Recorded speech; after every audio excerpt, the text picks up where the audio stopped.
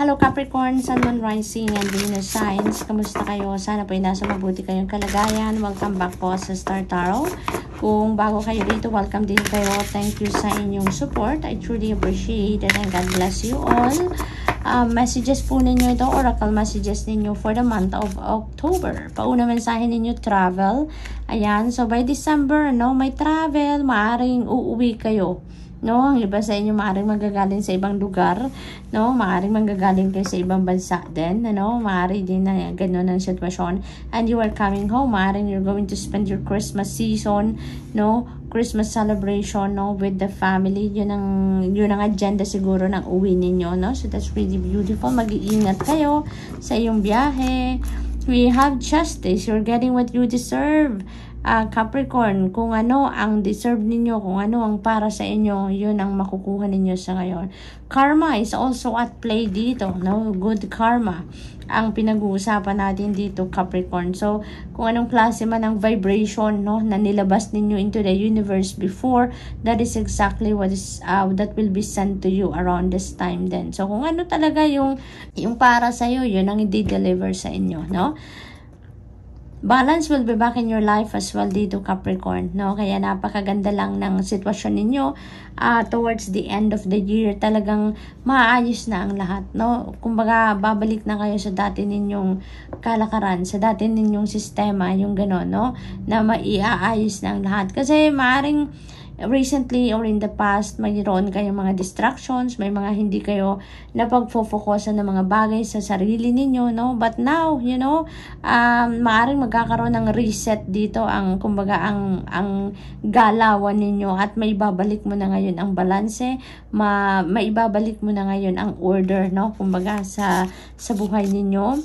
We have empowerment. Maaring ito yung focus ng iba sa inyo dito, to empower yourself or on how you are going to empower yourself.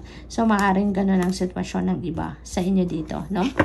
Maari din naman na you are already empowered. You're feeling like you're already powerful, no? In a sense, dahil empowered na kayo as a person. Empowered kayo as a man or a woman, no?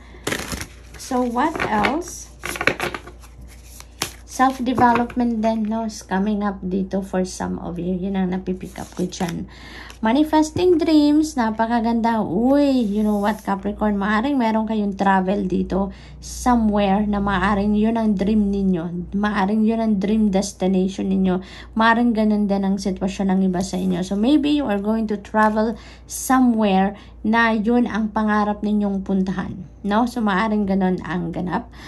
But for others of you, no, this could be anything. This could be any of your dreams na maaring mamamanifest na ninyo around this time, no? So, maari talaga, no, na deserve you na tong ma-experience, ma-embrace ninyo kung ano man ang pangarap ninyo, and maybe that will be delivered to you by the divine talaga in December, diba? Maaring, kasi ano din ninyo to Christmas season, so this is also your birthday season na, Capricorn. Ang iba sa inyo, birthday season nyo na to, kaya maaring doon ninyo mamamanifest din, no? During your birthday season, maaring yun ang time din na magmamanifest na kayo ng inyong mga pangarap. So, good luck, good luck.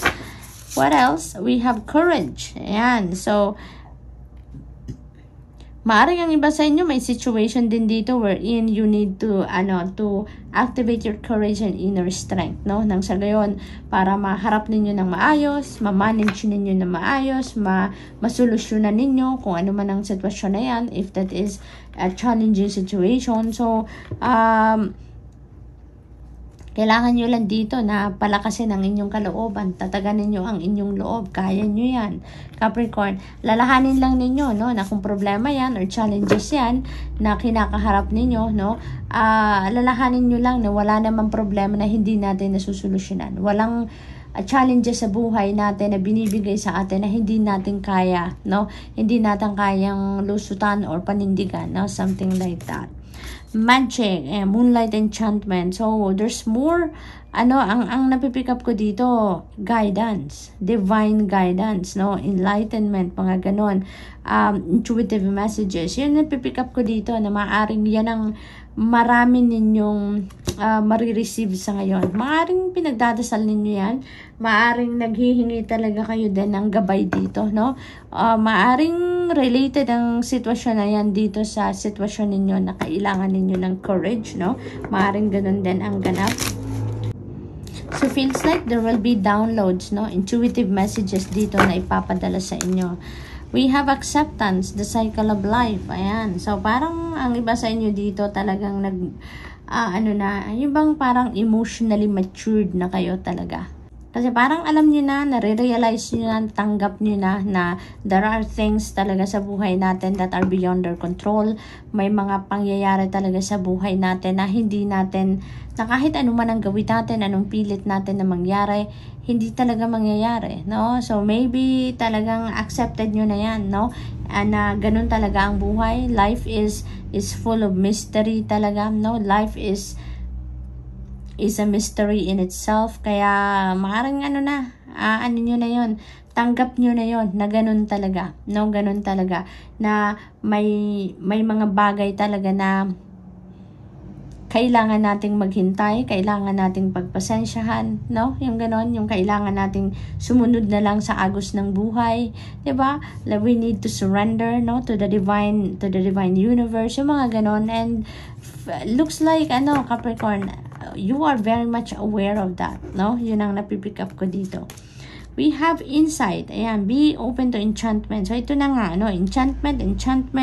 So, looks like talaga, Capricorn, na you are divinely guided dito, no? Maraming gabay, maraming intuitive messages, no, ang pinapadala sa inyo dito. Maaari din na the divine universe or even your angels are sending you messages through your dreams as well to guide you, no? Kaya take note of your dreams as well, Capricorn, no? Kasi maaring may mga panaginip ka din, no? At kung ano ang mga napapanaginipan ninyo, if you're still remembering the elements na kung ano yan, isulat ninyo yan, lagyan ninyo ng date, isulat ninyo, at i-google ninyo kung anong ibig sabihin ng mga elements sa inyong panaginip na natatandaan nyo pa, because that could be your reference, no? Makikita ninyo dyan, mapipick up ninyo yung gabay sa inyo kung anong ibig sabihin nun, no? That is the advice for you from the divine. We have bravery, explore your inner wild places, bravery, courage, no? Maaari talaga na may sitwasyon dito na kailangan ninyo magpakatatag, kailangan ninyo maging matapang, 'di ba? Kaya siguro marami kayong downloads din dito, no? So, maybe may situation kayo dito na maaring bago ito para sa inyo. Maaring meron kayong decision na kailangan gawin, and maybe hindi ninyo mapag-desisyonan because maaring napanghihinaan pa kayo ng loob, wala pa kayong lakas ng loob, maaring ganon. Maari din naman na may sitwasyon dito wherein you need to be brave, you need to be courageous, no? Dahil maaring kayo yung inaasahan ng mga tao sa paligid niyo, kaya kailangang humugot ka talaga ng tatag din sa sarili mo dahil ikaw yung sinasandalan din ng maraming tao, no? Maaring ganun din ang ganap dito, Capricorn. So, good luck. So, that's all I have for you for the month. I hope nakatulong ang mga mensaheng ito in some way. Thank you for watching. Love and light. Namaste.